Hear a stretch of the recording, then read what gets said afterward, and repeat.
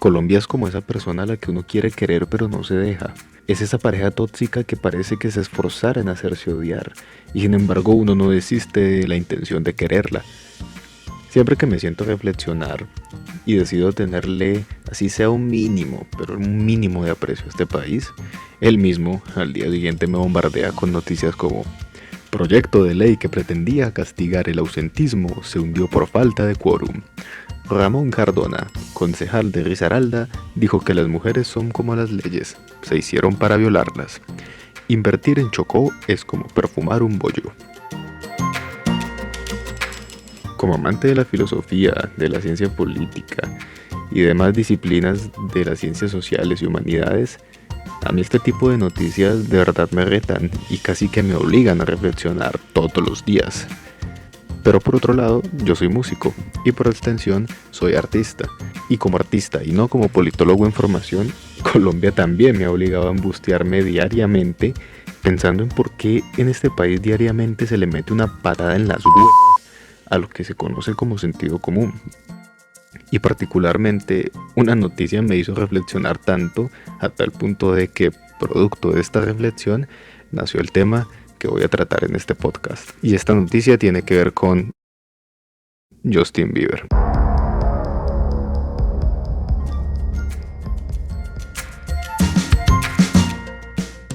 El hecho de que cuando Justin Bieber vino a Colombia en 2013 se haya puesto a grafitear las calles escoltado por policías, sí, la fuerza pública protegiendo a un sujeto en medio de la comisión de un delito, aparte de ser ilegal y representar una ofensa a la ciudad de Bogotá, confirma que la legalidad en Colombia es solo una ilusión que se aplica para aquellos que no pueden evitar que la ley se aplique en ellos. Pero además de esto, a raíz de la indignación que provocó este acontecimiento, yo empecé a detestar más su música de lo que antes lo hacía. Nunca me había gustado la música de Justin Bieber, pero desde ese momento la odio. La música, en su estado más puro, entendida como el arte de organizar sensible y lógicamente una combinación coherente de sonidos y silencios, respetando los principios fundamentales de melodía, armonía y ritmo, sí, definición de Wikipedia, está muy lejos de poder generar un sentimiento tan fuerte como el odio, o al menos en mi caso. Sobre una combinación de sonidos que no me guste, lo único que puedo decir es que no me gusta o que no me llama la atención, si estamos hablando de la música en sí misma. Entonces, en este sentido, consideré que para poder ir un poco más allá de decir no me gusta, para poder encontrar una justificación a ese sentimiento de odio que estaba experimentando en ese momento por Justin Bieber y por su música, sentí que necesitaba algo más. Necesitaba algo más que solamente el conjunto de sonidos. Necesitaba algo más que simplemente la música. Necesitaba el género musical. Necesitaba al artista. Así como el género, dentro de la ideología de género, es una construcción social en torno al sexo biológico con el cual nace una persona, los géneros musicales también son una construcción social, solo que estos se dan en torno al conjunto de sonidos organizados conocidos como música. Así las cosas, los géneros musicales, hablando en un sentido estrictamente musical, no existen. Sobre una canción que suene agresiva, con un blast beat veloz, guitarras distorsionadas y una voz gutural, solo puede decirse que suena agresivo, o rápido, o extremo. Pero no puede decirse que es metal, si para definirla como tal nos basamos únicamente en la música. Para poder decir que estas características se corresponden con la palabra metal o con el género musical metal, se necesita de un componente social y cultural que se relacione y se identifique con este conjunto de sonidos. Y esta relación e identidad se terminan condensando en términos del lenguaje para poder definir y sobre todo crear el género musical. Se necesita del componente social interpretativo para que la rapidez, la guturalidad y la distorsión dejen de ser solamente rapidez, guturalidad y distorsión y se empiece a llamar metal. En pocas palabras, para que el metal exista se necesita al metalero, a la cultura metalera, así como al reggaetonero para el reggaetón o al salsero para la salsa. Si esta construcción social no existiera, De la comparación entre el metal y el reggaetón solo se podría decir únicamente que uno suena diferente al otro y enunciar sus características para comprobarlo. Pero no podría decirse que uno es metal y que el otro es reggaetón, o peor, si esa construcción social no existiera, no se podría decir que determinado sonido es metal y el otro es reggaetón, simplemente sería música y ya. O peor, y para desgracia de muchos metaleros radicales, musicalmente es imposible decir que un género sea mejor que el otro. Bien decía Wittgenstein que los límites del lenguaje son los límites de mi mundo.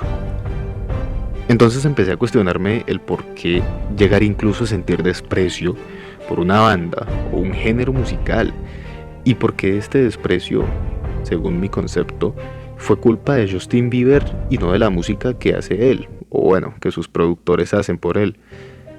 Y esto me llevó a plantearme la siguiente pregunta: ¿es posible separar el arte del artista?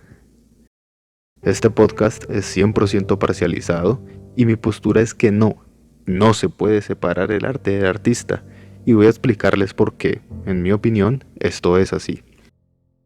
En primer lugar, la calidad de persona que ostenta el artista se relaciona directamente con el significado de su arte. Por ejemplo, Inocencia es una pintura de Pedro Sáenz en la cual se retrata el cuerpo de una niña desnuda, pero seguramente la interpretación de esta obra puede cambiar completamente si Pedro Sáenz fuera un violador de niños. Y dado que así no nos guste, la sociedad sube en un pedestal a sus ídolos. Si Pedro Sáenz fuera un violador, la sociedad y la cultura tendrían como ídolo y representante a un violador.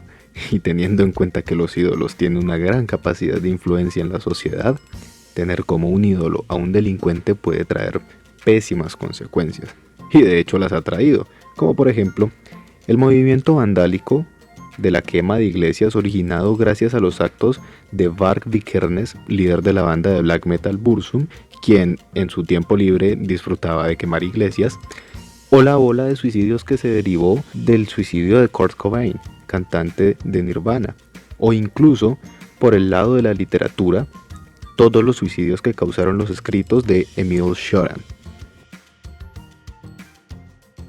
Una obra de arte no puede hablar por sí misma, porque si esto fuera cierto, estaríamos dando por sentado que la obra tiene un significado universal e infinito que perdurará en el tiempo desde el momento en que se creó. Es decir, sin importar el momento histórico, el significado y la apreciación de la obra debería mantenerse firme y homogéneo. Pero esto no es cierto, principalmente porque muchos movimientos artísticos nacen para representar un acontecimiento que sea en un momento histórico determinado, como por ejemplo los bambucos de Garzón y Collazos, que representaron la violencia en Colombia entre 1938 y 1977, con estrofas como esta. Ayer me echaron del pueblo porque me negué a firmar la sentencia que el alcalde halló me hubo de implantar, porque tuve con mi mano al patrón que castigar cuando quiso a mi familia llegármela y respetar. En el hipotético caso de que pudiéramos viajar al pasado y trajéramos un francés galiciano al presente y le mostráramos la música de Garzón y Collazos, lo más seguro es que no entendería nada de lo que escucha, empezando porque estos sonidos en el siglo VII, donde imperaban los cantos gregorianos, eran inconcebibles, ni siquiera se podía imaginar, ni siquiera existía la violencia en Colombia, que fue responsable del sentido interpretativo y del valor artístico que cobró la música de Garzón y Collazos. Entonces, ¿cómo carajos vamos a validar la intención de una obra de arte si no conocemos su contexto histórico o sus creadores? ¿Cómo vamos a validar e interpretar una canción que hable sobre el amor a la humanidad si su compositor es un asesino en serie, un misántropo? En este sentido, podríamos interpretar que la canción, al tratarse de filantropía, en realidad es una burla por cuanto su compositor de filántropo no tiene un pelo. El hecho de ser famoso y convertir en ídolo a una persona es una recompensa que la sociedad le hace a esa persona, y en ese sentido yo no estaría para nada de acuerdo con que la sociedad recompensara a un delincuente. Y es una recompensa porque no es solamente reconocimiento, es una recompensa porque el artista se le da dinero, se le da fama, se le da poder, se le da influencia.